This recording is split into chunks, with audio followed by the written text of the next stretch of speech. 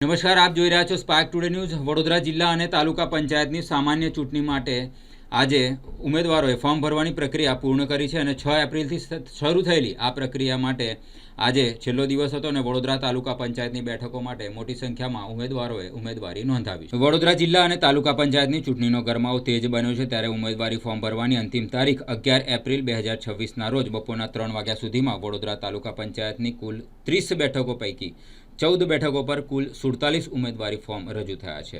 રજૂ થયેલા તમામ 47 ફોર્મની ચકાસણી સોમવારે 13 એપ્રિલના રોજ સવારે 11થી 3 વાગ્યા દરમિયાન હાથ ધરવામાં આવશે, જ્યારે ઉમેદવારી ફોર્મ ખેંચવાની છેલ્લી તારીખ 15 એપ્રિલ રહેશે। ચૂંટણી તંત્ર દ્વારા તમામ તૈયારીઓ પૂર્ણ કરી દેવામાં આવી છે, જે અંગે વિગતવાર માહિતી તાલુકા વિકાસ અધિકારી અને ચૂંટણી અધિકારી વી.એસ. પ્રજાપતિએ આપી હતી। વડોદરા જિલ્લા પંચાયત અને તાલુકા પંચાયતની સામાન્ય ચૂંટણી 2026 જાહેર થતાં ઉમેદવારી ફોર્મ ભરવાનો સમયગાળો તારીખ 6/4/2026 થી તારીખ 11/4/2026 સુધીનો હતો, જે અન્વયે આજ રોજ 11/4/2026ના રોજ ઉમેદવારી ફોર્મ ભરવાના છેલ્લા દિવસે બપોરના 3 વાગ્યા સુધીમાં વડોદરા તાલુકા પંચાયતની કુલ 30 બેઠકો પૈકી અત્રે ફાળવેલ કુલ 14 બેઠકોમાં કુલ 47 ઉમેદવારી ફોર્મ રજૂ થયેલ છે।